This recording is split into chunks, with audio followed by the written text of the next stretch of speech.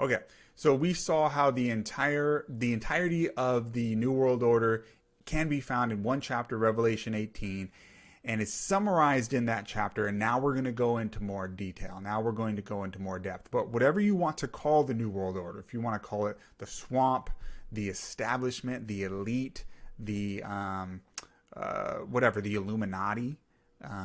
There's a lot of different names. It's all the same thing. It's the same idea. But the point that we're trying to point across here is that these things have been predicted in Bible prophecy. So if you see the powers that be in this world today and you're thinking there's some evil going on in the world leaders, there's something wrong with these people, there is some evil going on in this world, I would agree with you, and I suggest to you that the Bible agrees with you as well. And these things were predicted. These things were pointed out so that we can know what's going to happen before it happens. All right. So the New World Order and Bible prophecy. Let's get into part 2. Today's study is on the Revelation and Daniel connection. So the connection between the book of Revelation and the book of Daniel. Why is that important? Well, here's our point, and let's get to the point first, and then I'll backtrack and tell you why it's important. What we really want to do in these series of lessons is we want to understand the most important chapters in Revelation. For example, Revelation chapter 13. It's right at the center of the book, and that's on purpose. Revelation is written in a chiastic structure. It's not the way we write today. You know, when you're in school, you're taught to write a 5-paragraph essay. That's not how Revelation is written. It's not written like that. So you can't read it from that mindset. You have to understand that Revelation is written in the time of Greek society. It's written in Greek. And a popular way of writing back then, and this was a popular way of writing among the Hebrews as well, is to use a chiastic structure, where the most important part, the climax, is in the center. And so Revelation 13 is right in the center of the book. That's the climax. That's the depiction of the end of time. Revelation 13. That's the one, the famous chapter with the mark of the beast. And in this image you see here, here's this beast with 7 heads and 10 horns. And there's, fire coming down out of the sky. And there's a lamb-like beast. You can't really see it behind the words there, but that's the idea. This is an artist's depiction of Revelation 13. That's what we want to understand. We want to understand what's the mark of the beast. Who is this beast? What is this 666 and all this stuff? We want to understand that. But in order to understand that, you have to realize that Revelation is quoting the book of Daniel. So you need to know what it's quoting. So our goal is to understand Revelation 13. But first, you need to understand at least some of the book of Daniel. Not the whole thing. We don't have time for that in a 9-part series. It's short. We're already on part 2. We're not going to look in the whole book of Daniel. But we are going to look at a couple of chapters that are quoted in Revelation. Now, you'll hear me say this a few times throughout this series. The book of Revelation is 404 verses. Of that, 270 plus are quotes from the Old Testament. Either quotes or paraphrases from the Old Testament. Okay? So what does that tell you? It tells you that Revelation is quoting the Old Testament because it wants you to go back and read what it's quoting, right? The way that Revelation is written is brilliant. No man could ever write like this. This is why. This is one of the ways you know that this is from God. It's written in a way that it's encoded in symbols, and the symbols are translated elsewhere in the Bible. So if you are a Christian who knows your Bible, you will get what God is trying to say. But if you're an outsider, it just sounds like, oh, what is that? Nobody understands. And the sad thing is today, a lot of Christians read Revelation and they think, oh, what's that? Who knows? And they read it like an outsider. When really, if you knew your Bible better, if you studied Daniel and some of these other prophetic Old Testament books, you would be thinking, oh, Revelation's quoting that. Let's go back to see what it's quoting. And then the symbols are explained in the Bible itself. That's why it's so important to understand Daniel in order to understand Revelation. With me so far? All right. We're going to keep moving on.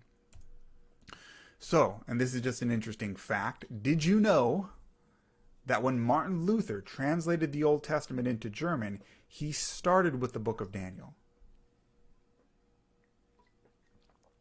Martin Luther, imagine, he's writing, he's translating the Bible into the language that the German people can read for the first time in centuries. Average German person couldn't read the Bible. He's translating it, and what does he do? When he gets to the Old Testament, he says, the book of Daniel is so important, I'm starting there. I'm not going to start with Genesis, I'm going to start with Daniel, because the people need to read this. Interesting fact, right? And Martin Luther was an avid student of Bible prophecy. Okay. So here's our agenda for today. This is all we're going to look at today, and I'm going to try and go quickly. We're going to show the connection between Revelation and the book of Daniel. Then we're going to look at some basic principles on understanding Bible prophecy. And finally, we're going to end by showing that Satan is behind all evil world dictators. Sounds interesting, right? That's all we're going to do today. Okay, quick recap.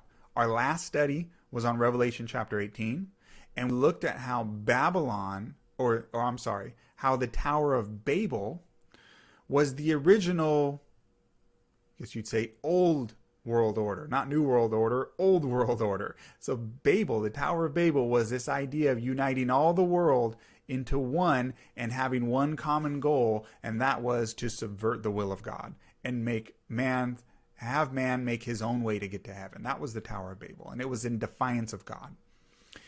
And if you look at occult society, occultist teachings, which I don't recommend you do, but if you know about them, and if you look at secret societies and so forth, you will see that they trace their lineage back to the Tower of Babel.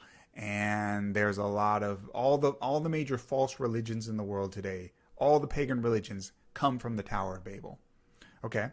But the Tower of Babel was this idea of uniting all man. It's centralized into one world government. And watch the previous study if you haven't yet on that. But uniting all man behind one world government, that was the idea behind the Tower of Babel. But Babel later became Babylon, and it's in the same area, the land of Shinar, which eventually became the land of Babylon, and was a city started by Nimrod. We went into all that in the last study. Babylon was a world order during the time, a world power during the time of Israel. It took Israel captive, and all the world powers after it, whether it's the Persian Empire, the Greek Empire, the Roman Empire, and today the American Empire, and what we look at when we see the world order that they're trying to make today, where they're trying to unite all the world governments again today, all of that, really, they trace their roots back to Babylon and the Tower of Babel, because each world empire built on the ideas of the previous one. So the Persian Empire learned from the Babylonian Empire. Why did they fail? Well, let's repeat some of their smart things and let's learn from their mistakes. And then the Greeks learned from the Persian Empire, and the Romans learned from the Greek Empire. And you see that when you study history, that the Romans borrowed a lot of things from Greek culture and from their way of structuring a government and so forth. And then they improved on it and so forth. And the American system, hey, I'm an American patriot, all that, but they did learn some things from the Romans. We copied their architecture and a lot of their symbols and so forth. And so Babylon, the spirit of Babylon exists in the world today. And when you look at Revelation, what it does is it uses the terms of old ancient empires like Babylon to describe what's going on in the New World Order today. That's a really quick recap. We're going to build on that now. Okay, the connection between Revelation and the book of Daniel. If you have never seen this, I'm sorry no pastor has ever shown this to you before, but it is so obvious and so amazing that I'm shocked that more Christians don't know this. But Revelation chapter 13 verses 1 and 2, I'm not going to read the whole thing, read it when you have time. Revelation chapter 13 verse 1 and 2, it mentions this beast out of the sea, and I've highlighted the parts that I want you to notice right now. It says that this beast, I saw a beast rising up out of the sea having 7 heads, and it had 10 horns. I want you to notice that. We'll talk about the 7 heads another time. It says it had 10 horns. It said the beast which I saw was like a leopard. The feet were as the feet of a bear, and the mouth as the mouth of a lion. So notice that. It's a beast with 10 horns. It's like a leopard. feet like the feet of a bear, mouth as the mouth of a lion. Okay. If you are familiar with Daniel, you should have light bulbs going off in your head thinking, I know this. I'm familiar with this. So Daniel chapter 7, verses 2 through 7, Daniel saw, and Daniel spoke and said, I saw in my visions by night, 4 great beasts came up out of the sea. That already sounds familiar. A beast rising up out of the sea. In Revelation 13, Daniel saw 4 beasts coming out of the sea. And notice which 4 beasts they are. It's the same ones. He says the first was like a lion. The second, like a bear. And there was another, this is the third one, like a leopard. And then the 4th beast, dreadful and terrible, had 10 horns. So I put this in a chart for you. In Revelation, he sees a beast. Revelation 13, he sees a beast, 10 horns. It's like a leopard, feet as the feet of a bear, mouth as the mouth of a lion.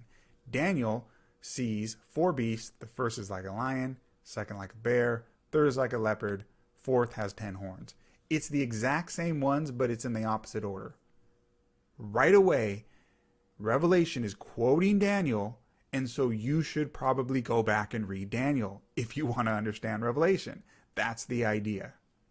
Now, why is it backwards? I'll explain this in more detail in the next lesson.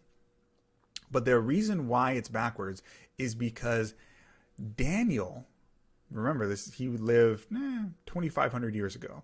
Daniel's living during the time of Babylon.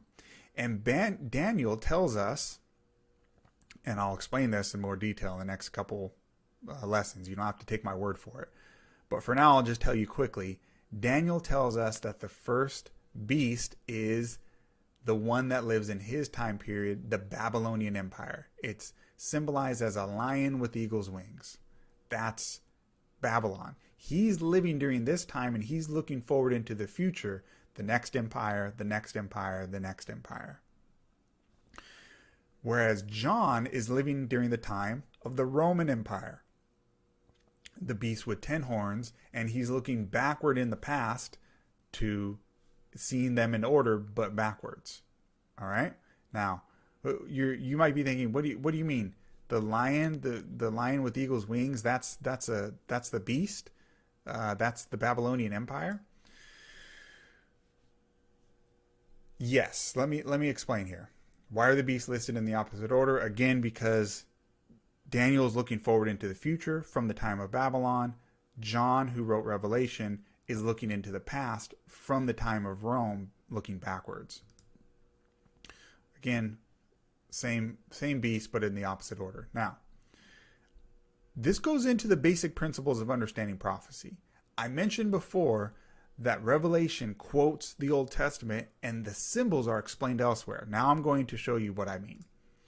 Let's let the Bible explain itself. That's the key that we're going to do throughout this entire series. We're going to let the Bible explain itself. We're not just going to come up with our own ideas. Especially with prophecy, let the symbols be translated elsewhere in the Bible itself. So, I said that the lion with eagle's wings is a symbol for Babylon. What am I talking about? Well, I'm getting this from the Bible itself. This is Daniel chapter 7, verse 17 and 23.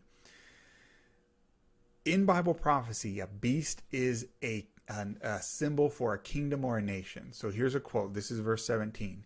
These great beasts which are for kings which shall arise out of the earth. So it's not literal. It's not a literal beast. It's not a lion with eagle's wings. That's not literal. It's a symbol for a king. But then it tells us in verse 23, the 4th beast shall be the 4th kingdom on earth. So a beast in Bible prophecy is a symbol for a kingdom. Or today, we would say a nation.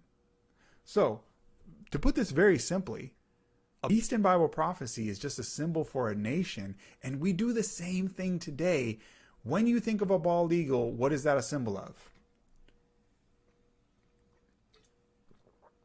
America, right? The bald eagle is a symbol of America. We do the exact same thing today when we have a national animal. So, panda is a symbol for China. And here's a good one that you probably won't guess unless you're from this place. What's a rooster? What country does that symbolize? It's France. Interesting, right? And then a lot of people will use like various, a dragon can be a symbol for China as well, things like that. But the idea is we're just saying a nation is symbolized by a animal, and the way that that animal is described and its place in history and all these things tells you which nation it's talking about. Okay? So, again, Daniel is written in the time of the first beast in order, because that's the pattern of Bible prophecy. It starts with the time of the prophet and goes into the future. So it starts with the one that he lived in, which was the lion with the eagle's wings, that is Babylon, and then he's looking forward to the future. John is written during the time of the 10-horned beast, which I'll explain in the next lesson, which is the Roman Empire, and he's looking back into the past. But more importantly, what I want you to see is that there's a connection between these two chapters. Revelation 13 mentions the same four beasts in this order: 10 horns, leopard, bear, lion. Daniel mentions the same thing, but the opposite order: lion, bear, leopard, 10 horns. There's a clear connection between the two. So you need to understand Daniel 7 before you can understand Revelation 13. If you try to read Revelation 13 just by itself, without letting the Bible explain itself, without studying Daniel first, you're probably going to come up with some weird ideas. But if you let the Bible explain itself, you'll be on solid ground. All right, moving on. So we looked and we saw our first example of the Bible explaining itself, which is to show that a beast in Bible prophecy is a symbol for a kingdom. And if you've never been told this by your pastor before, I'm sorry. Not to bag on whoever your pastor is, but it shocks me that this is not common knowledge among Christians. I wish somebody had told me this even before I learned it. It should be understood by everyone. The basic symbols of Bible prophecy. Okay, moving on. So a beast is a nation. These great beasts, which are four kings. The fourth beast shall be the fourth kingdom on the earth. Okay, that's Daniel 7. You don't have to guess what it means. It tells you what the symbols mean. By the way, if you've ever looked at like pagan, non-Christian prophecy like Nostradamus and stuff like that, that stuff is nonsense. And the reason you know it's nonsense is because it never tells you what the symbols mean, so they can mean anything you want. And you can just, it's this vague language, and that kind of sounds like maybe it's predicting this event, and you try to make it fit a world event after the world event happened. That's not the way Bible prophecy works. Bible prophecy tells you what the symbols mean, so it's very clear what it's predicting, and there's no guessing. And so it has to be accurate. Bible prophecy is 100% accurate. All right. So we saw that the four beasts were four kingdoms in Daniel 7. 4 kingdoms, 4 nations, 4 world empires. Remember, the point of this study is all looking at the New World Order. So we're looking at the old world orders, 4 world empires, symbolized by 4 beasts. Here's what's interesting. These same world empires, these same kingdoms, were also predicted in Daniel chapter 2, but it uses a different symbol. Instead of beasts, it uses a statue, and I'm going to show you that in our next study. So Daniel 2 actually is the first one that you should look at. You should look at Daniel 2 because it gives you these 4 world empires. 4 world empires. They're the same as the 4 beasts, and then those 4 beasts are mentioned in Revelation 13. So you see our connection? It goes from Daniel 2 to Daniel 7 to Revelation 13. So you really should start with Daniel 2 and 7, which is what we will do in the next study. Okay. So summary so far. And we're actually almost done. Revelation 13 quotes Daniel 7. Daniel 7 builds on Daniel 2. How do you understand prophecy? Well, you let the Bible explain itself. The symbols are explained elsewhere in the Bible. So let me give you one more example of this. Just to be very clear what I'm trying to do here, letting the Bible explain itself. I said we talk about the heads later. So the 7 heads, this beast has 7 heads, and this is an artist depiction from Revelation 17. It's the same beast. It's this beast with 7 heads and 10 horns. The same beast. It's doing something a little different now. Now it has a woman on it, but it's the same beast. 7 heads, 10 horns. And you may read this and you think, that sounds like a crazy monster, right? But again, it's symbolic, and the Bible tells you what the symbols mean. Here is Revelation chapter 17, verse 9. You do not have to guess. It tells you. It says, "Here's the mind which has wisdom. The 7 heads are 7 mountains on which the woman sits." Again, the symbols are translated in the Bible itself. Not like Nostradamus, where there's no translation of the symbols. It can mean anything you want. No, the Bible's specific. It tells you, here's East, which is a nation, and this nation has 7 mountains. The 7 heads are 7 mountains on which the woman sits. Okay, so again, these symbols are translated. Think of it like the parables that Jesus told. When Jesus told parables, he would explain what they meant, right? He would use symbols, yes, but the symbols he would then explain. You don't need to guess what they mean. So he'd use symbols like the parable of the sower, or he would have another one like trying to think off the top of my head, the parable of the treasure in the field, right? You have to a man finds a treasure in the field, or the parable of the sower, the guy, he throws the seed everywhere, and what does the seed symbolize? Well, it's the word, right? So again, it's symbolic parables, but it's translated in the Bible itself. That's the way Revelation works. It's very simple once you understand it. It's very simple. It's meant to be understood. All right, moving on. We're going to look again at how to understand Bible prophecy, and now we're going to look at something called juxtaposition, and this is our final point for today. And that is that Satan is behind all world dictators. Let me say this word again. How to understand Bible prophecy, the principle we're going to look at, juxtaposition. That means when 2 things are put next to each other. And in the Bible, when 2 things are put next to each other, it's for a reason. Those 2 things are put next to each other for a reason. So, this is our final point for today. We're going to look at how Satan is behind all evil world dictators. That's something that's clearly taught in the Bible. And we're going to see it from the juxtaposition. Okay. Don't worry about that word if you don't know what if you've never heard it before, if you don't know what it means. You're going to see what I'm talking about here in a second. So, the fall of Lucifer. This is found in, let's see here. Make sure my screen's correct. Just want to make sure this is showing the screen correct. Okay, cool. So, the fall of Lucifer, this is all in Isaiah. Isaiah chapter 14 and starting in verse 12. So I'm not going to read this whole passage. I put this on the screen really quickly so that you guys can get the idea of it. I recommend reading this later when you get a chance. Read the whole chapter. It's great. But what you'll see here is it starts in verse 3. And these are just...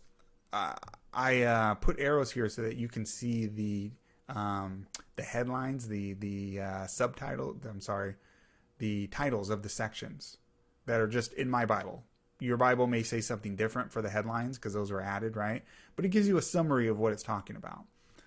It starts Isaiah chapter 14 with the fall of the king of Babylon. So that's in verse 3 through verse 8 or so. You'll see, or actually through like verse 11. It's the fall of the king of Babylon. But then it jumps in verse 12 and it starts talking about the fall of Lucifer. Well, that's interesting. So first it's talking about the king of Babylon, then it jumps to the fall of Lucifer. Then it goes back to Babylon destroyed and one of the neighboring nations of Babylon, Assyria, destroyed. So why is it that the fall of the king of Babylon is put right next to the fall of Lucifer? And it's clear this is talking about Lucifer if you read it. It says, how are you fallen from heaven, O Lucifer, son of the morning? It talks about how he wanted to ascend his throne above the stars of God. He wanted to be like the Most High. He wanted to be God. That's what happened. That's why Lucifer fell, right? But why is the fall of Lucifer right next to the fall of Babylon?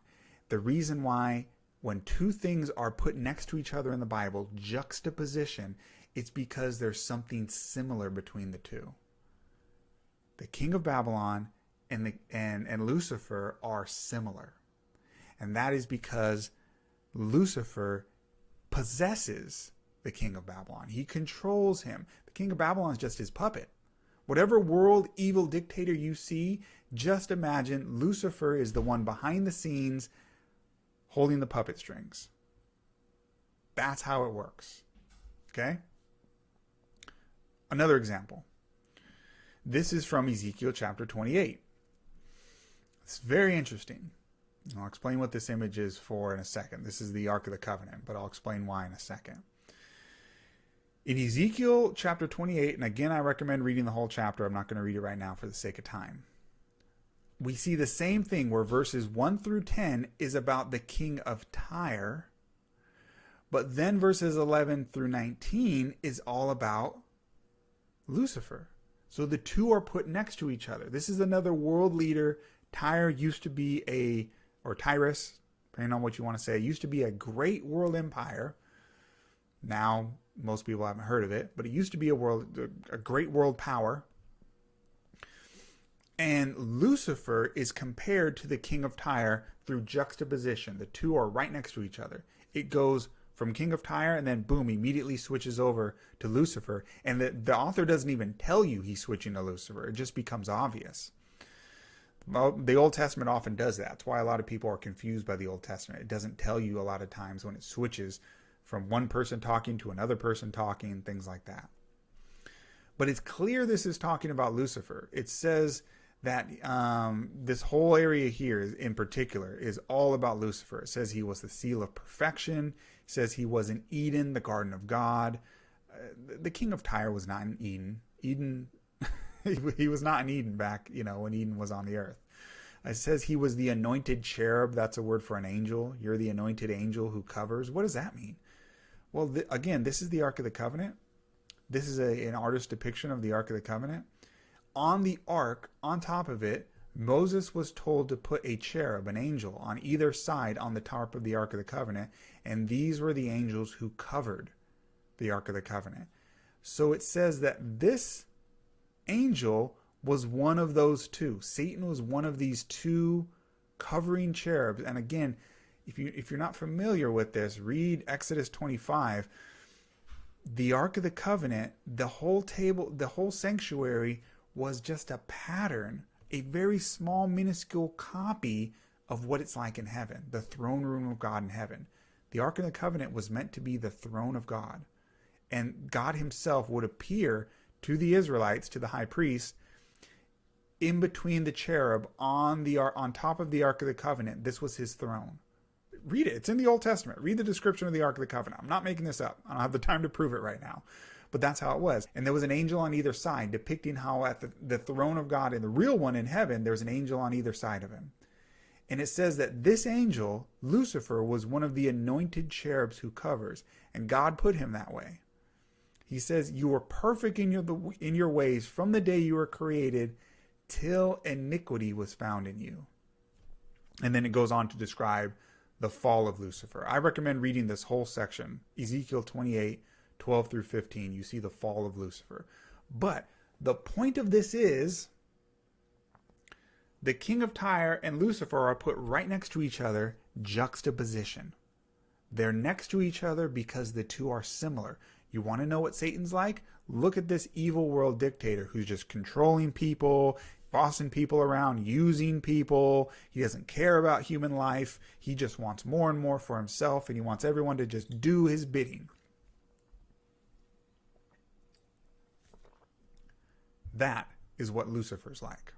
You want to know what Lucifer's like? Look at an evil world dictator. Why? Because Lucifer's controlling them. That's the idea. Juxtaposition. This is one of the keys to understanding the Bible, is understanding this principle of juxtaposition. All right. So Satan is behind all evil world governments, according to Ezekiel 28 and Isaiah 14. These are just two examples of Satan being behind world governments. So our final summary. We're done already. This is pretty quick. Revelation 13 quotes Daniel 7. Daniel 7 builds on Daniel 2. And then how do you understand Bible prophecy? Well, you let the Bible explain itself. And then we looked at how Satan is behind all evil world dictators. So the New World Order, who's behind that? Who's trying to get all the world into one government and have evil men rule that? Satan's behind that.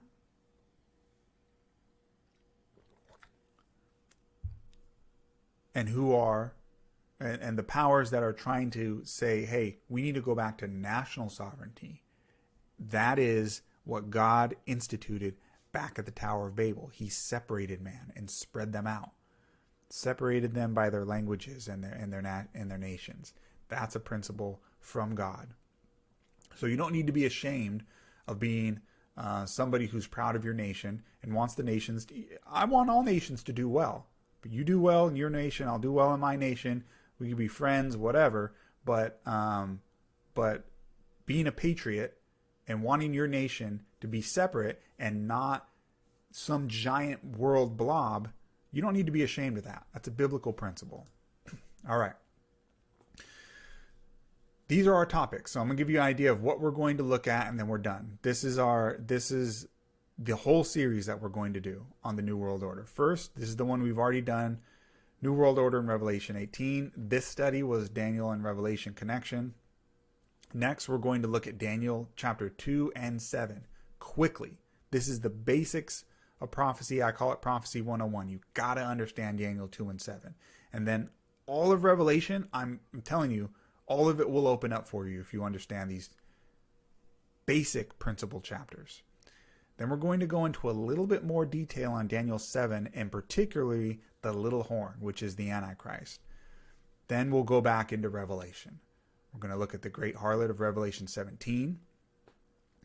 Then we're going to look at the secret behind secret societies. That's going to be a fascinating one. I'm going to give you a lot of quotes from that one, from the highest level books of secret societies.